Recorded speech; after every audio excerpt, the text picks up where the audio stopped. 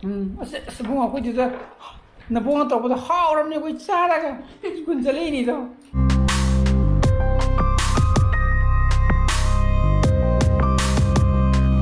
Good morning guys, welcome back to my channel.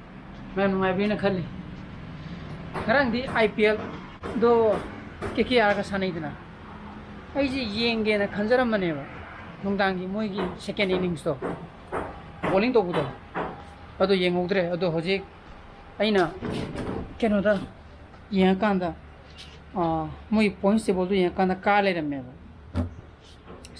अदो बुद्धि highlight बुद्धि होजे मिनट त्रांगा मुकी येंगे अदो येंग जरम मधी ना खाली को कार नहीं अदो मैं आप होजे IPL लाको जिधर है कम करम टीम पामी बयाओगे आई दी KKR है खोल पड़ेगी निको आई नो दा कोई दी आई दी कोई SRK दा सरकार दा तुम नौजवान नी ना माँ सुन पाम बतेगी KKR जे पाम गिवने होई चुद तुम पाम अदो हजिती कोविड लाइवली ना कोरोना लाइवली ना दुबई दो ही ना तौरे ना आई भावों को याद ना अदो ना भावों जिंजू याद रही ना क्या तौरे अकोई के प्लेयर जिंजू क्या खंगे को आई न सुम नुंगारम गदर नुंगारम होइदर खंगे को आई कुछ साना बकान भावों का याम में यारो गदी पुनिंग थोगली दन एस हेन याम ने फजन तंगनी बगी पोट मदु बुदु तुम लेरंगने दा मोई दी मसाई पियत नि नबा अदना येंबिरगदी करम टीम दा सपोर्ट होइदो मदु हाइबिरामु आइजु खंगनिना ओ सिंगु टीम सपोर्ट होबागी नुसिरबा सब्सक्राइबर व्यूअर्स याउरिदो मागी मैच खतंग लाकान ओइनि येंगेबा अतै मैच ते क्या येनिंगदेबा अदुगा क्रिकेट सिजु हजिसु कुइरेदा वन डे गा 2020 गा येंगदा कोइ सचिन तेंदुलकर है रिटायर तोगिबदगी को हाई क्रिकेट से तुम येनिंग तुम पोखिद्रेबा अदुगा सिगी केनोजि दुम येंग हाइतार IPL जिदि केगिनोदा KKR याउरिमिना अदुनिदा Come on, get up! Lao! Brasto lao! Chikuna ang siliba, magistos. Sidi udre, may maungre. Koi kino duneba. Trousers cotton ki duneba. Tupa satwa yang kini. Kanya ka sili dos. Tumi heel figure hai ka. Home delivery ya है मांगी से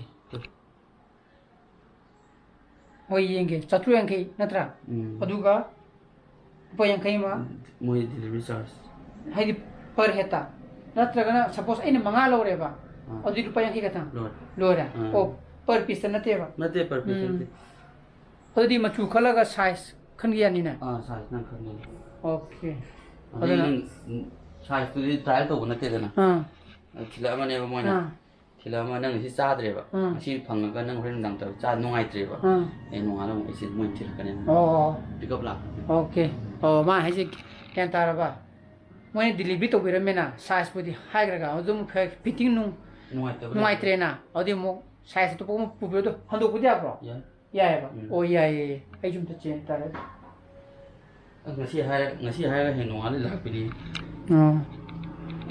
black से गलो बने शिवदी मचूजी उधरे माई के नोने कोई dark green है कतरा फी दिख रहा थरप तो है बा पीएम था ये फी माना दे बा जिन की टैप तो वैसी ना आई फी माना रोए बा साइज तो भी ओके नंगे ना ओवर साइज नहीं है बा ओवर साइज हो गई माई 30 है ने उरा बा फिगर से नहीं दे ब्लू इसी पर चाहिए उधर 32 28 te zule ba 28 charo 32 sile simo sana le yengem ta ada ai jum to order to ya bre yenge tawla hoji tawla ngonda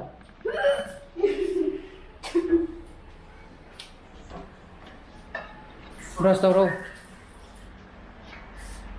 kari bang tharu ne ma ji dimani tawri je sim mama da ꯃꯃꯥꯗ ꯗꯤꯃꯥꯟ ꯇꯧꯔꯗꯤꯀꯣ ꯈꯨꯠꯆꯥꯎꯁꯦ ꯃꯃꯥꯒꯤ ꯐꯔꯛꯀꯗꯣꯏꯕ ꯃꯤꯊꯥꯏꯗꯣ ꯅꯠꯇ꯭ꯔꯣ ꯃꯃꯥꯗꯣ ꯃꯊꯛꯇ ꯑꯃꯨꯛ ꯀꯥ ꯂꯩꯔꯕ ꯑꯗꯨꯗ ꯑꯃꯨꯛ ꯇꯧ ꯂꯩꯔꯝꯃꯦ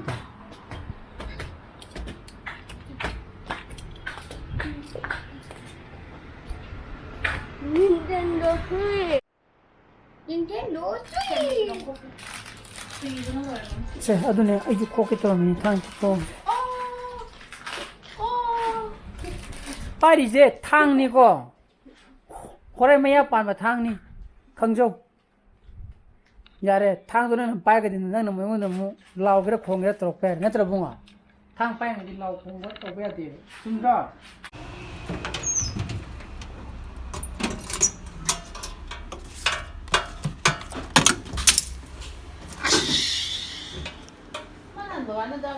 ꯀꯥꯏꯔꯝꯗ꯭ꯔꯦ ꯁꯅꯥꯒ ꯂꯐꯨꯇꯨꯛꯀ ꯃꯥꯟꯕ꯭ꯔꯥ ꯄꯩꯁꯥꯒ ꯘꯩꯁꯤ ꯀꯥꯎꯗꯅ ꯅꯍꯥꯟꯁꯤꯗ ꯍꯥꯞꯆꯟꯈꯤꯕ ꯂꯣꯀꯔꯗ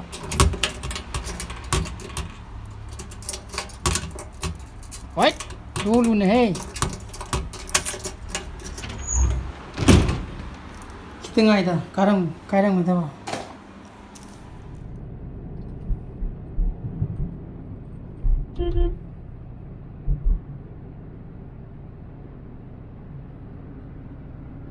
खरी लाओ उधर एक थबक चलिनेबको कैमरामैन से इन नुपीनी मा ऑफिस थादबिरमगा थबक म चलुगदबा स्कूल कारोइदर खदि ngरang फेसबुक ते सॉरी व्हाट्सएप ता फोटो मा शेयर तौरे कोई मार्क्स स्कूल लोगो आदि पावदा यावजे निर्मल पास औरे यूनेको स्कूल यावरे आदि कगिनो से मता Has Jyoti. I the face mask साबा हो गए उसी school Don Bosco. Don Bosco जावे स्कूल का अगर कारो इधर दे खंडे ज्ञान ताज जितना मार्क्स ही साबा लोग रहे जी कर्म बिजनेस वाला में ना खंडे Futuristic. Business. मार्केटिंग तो दूर है बा अदर नहीं ना हो जितना मंगों दा हर महीने आई कि स्कूल लोगो ना में लेते ना स्कूल लोगो पार्ट 2 ना मज़िरान मोदों बेस तब रखा ना नुंगदान खाली नहीं को हल्ले को पुंग अहुम गाता है ना अधे ये हल्ले पका सीधे वर्कआउट मतियम तो के ना पुंग हम तो है वर्कआउट सुन हेवी ना मत सागत दी को याम तो ना मखलम बने अदोगा जे इरुल तो बोल वरिया हेयर जन ट्राई तो हेंग निखर कर अमुक ट्रिम तो पुशरन खाली ने बेगी जी संजे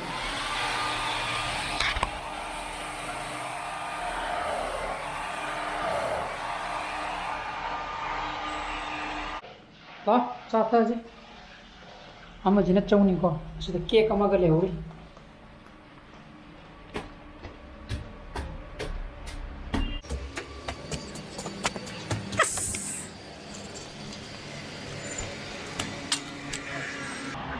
시즌 거의 마기 캐스터로에 마나가 잘 내려오네 아빠 세 사십라나 레이브디 방 티드레바 시좀 내려면 다 버리기지 아도 미안이 누나 하 아무도 로이 그래 봐 하는 내려거든 로이 그래 ям 투나 떼이나 하 어 करिए ताद रे ओ यार हाँ को बाय जे मा कुनो भी केस में सकता मधुदा हाना माना माई खंगनबा मोय सन लोइबा कांगुदा कोई संथी दो बोरा अनी दे केनो हाइगी हाइबनेबा अदु होने बोरा गेना मा अंता फोन फोना गेना हाइबा को चपका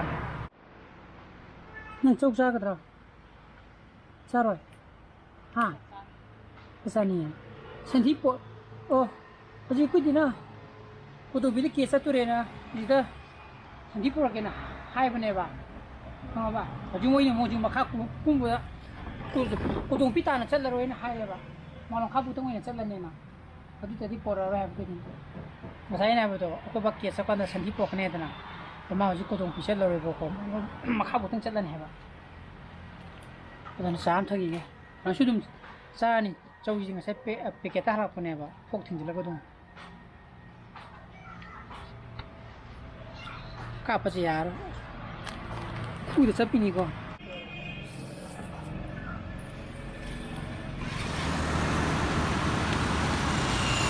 mana ni walking chin je na hole ba ko ado walking chin mun tholi sina malongi oil depot ta na bani tara yi ye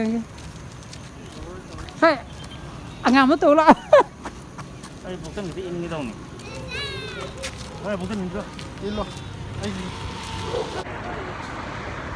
tàu rồi mấy ngày lên gì nghe sini Yengbiriba ka adagi 시즌에 소모지라비다 다른 얘기 क्या 인공게 얘기 ya mua lấy cái này sao vậy 이래 그때 또 좋게 들어게 xong rồi 북들 있니 얘기 일로 지 허리 영 들어오네 뭐든지 하프로게 엄마 이제 북들이 하프로고 Is Ili sama pen 299 stream de sugre ya ngamin he na kya ngam ge bukta ai tara ong ngam de ai taruk te ngam de ai yin ni khana na ai wa ma ding ngamin he phagen tin ari yang kan in ni ha full linde यार ये जो करम काले kaya no kunthara ni bua अरु काना ने भाई ने आई ने सी ngami ne bas ai hala ko imana ba jing mo ju san gre ko sat kha to mo sin pa lo ba khun ta No. No. sin pa lo Bye bye. nung dang gi chaksa ge to ni ko ji pung terem kai ta re Ada yang ni. ako mai ba ni gi plau to re natra Tutup tu dah. ya ni odi sida badam ka kino ka ngobo ma koi gi pumpkin gi muru ka kango ma Kau bilang tu apa ni? Ini tak apa. oh no ya hati ba Mata air nanti nanti.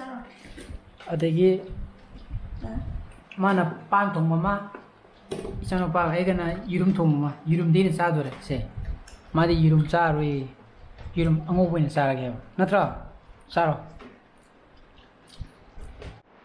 Dia tu apa tu mana? Ni tak kau nam tak do, mana do? Di bandung. Nam dia. Nang mana pandai lagi pada ini pan tiga. pan lam hau be mong ni ne Awak kamu di pan ni.